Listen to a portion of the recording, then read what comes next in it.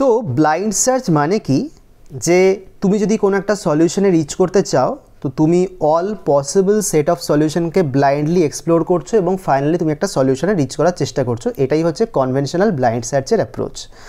এবার আমরা যদি আর্টিফিশিয়াল ইন্টেলিজেন্সের কনটেক্সটে এই ব্লাইন্ড সার্চগুলোকে অ্যাপ্লাই করে দেখতে চাই, তাহলে ফার্স্টে এই ডেটা স্ট্রাকচারে পড়া দুটো অ্যালগোরিদমের কথা আমাদের সবার প্রথমে আসবে, সেটা হচ্ছে বিএফএস এবং ডিএফএস। তো চলো আমি একটা এক্সাম্পলের মাধ্যমে দেখে নেব যে এই যে অ্যালগোরিদমসগুলো রয়েছে এরা কিভাবে আমার আর্টিফিশিয়াল ইন্টেলিজেন্সে রেলিভেন্ট। তো আজকে আমি বিএফএস দিয়ে শুরু করব, অর্থাৎ ব্রেডথ ফার্স্ট সার্চ। তো একটা এক্সাম্পল চলো চটপট আমরা দেখে নিই। তো একটা স্কোয়ার টাইল মনে করো আমি এখানে আঁকলাম। এই স্কোয়ার টাইলে ধরো 3x3 একটা মানে আমার স্কোয়ার এখানে তৈরি করা হয়েছে।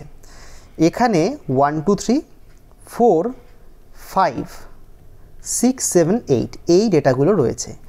এই যে ব্ল্যাঙ্ক স্পেসটা দেখছো এটাকে তুমি ভার্টিক্যালি, হরাইজন্টালি, আপওয়ার্ডস এবং ডাউনওয়ার্ডস মুভ করতে পারবে, কিন্তু ডায়াগোনালি মুভ করতে পারবে না। এটা হচ্ছে তোমার গিভেন স্টেট। আর তোমার গোল স্টেটটা কী হবে সেটা আমি দেখাই। তাহলে এটা হচ্ছে তোমার গিভেন স্টেট, এটা হচ্ছে তোমার গোল স্টেট। তো এই গিভেন স্টেট থেকে গোল স্টেটে আমরা রিচ করব কী করে? তো বিএফএসের কনসেপ্টটা কি, যে আমি প্রেজেন্টলি যেখানে আছি সেই স্টেটটাকে আমি এক্সপ্যান্ড করে ওর থেকে কোন কোন স্টেটে যেতে পারি সেটা দেখব, আবার সেই নেক্সট স্টেটগুলোর থেকে আবার কোথায় কোথায় যেতে পারি সেটা আমরা দেখব। যদি আমরা আমাদের গোলে রিচ করে যাই তাহলে আমরা সেখানেই আমরা থেমে যাব। তো ধরো আমার এখানে কি কি অপশানস থাকতে পারে, আমি এটাকে আপওয়ার্ডস মুভ করতে পারি, আমি এটাকে ডাউনওয়ার্ডস মুভ করতে পারি, আমি এটাকে রাইট সাইডে মুভ করতে পারি, আমি এটাকে লেফট সাইডে মুভ করতে পারি। তো দেখো এটাকে তুমি আপওয়ার্ডস মুভ করাও তাহলে এর চেহারাটা এরকম হয়ে যাবে। আমি ফার্স্টেই আপওয়ার্ডস লিখছি না ডিউ টু সাম রিজন, কারণ আমি চাইছি না যে এই প্রবলেমের এক্সপ্লেনেশনটা খুব লেংদি হয়ে যাক। তো আমি যদি এই প্রবলেমটাকে এখানে এরকমভাবে লিখি তাহলে দেখো আমি এটাকে ধরো ফার্স্টে আমি এটাকে রাইট সাইডে মুভ করছি, তাহলে এর চেহারাটা এরকম হবে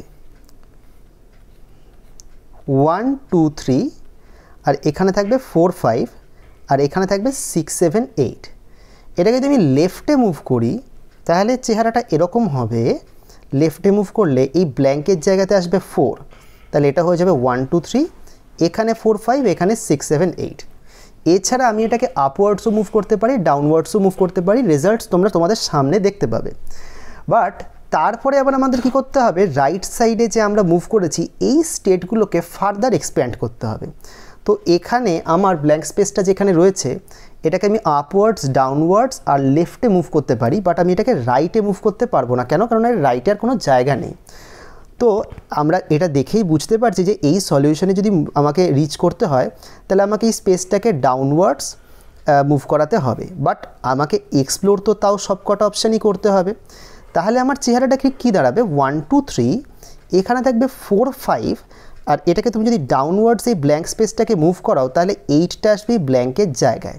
তাহলে এইভাবে আমার আউটকামটা আমি রিচ করতে পারি।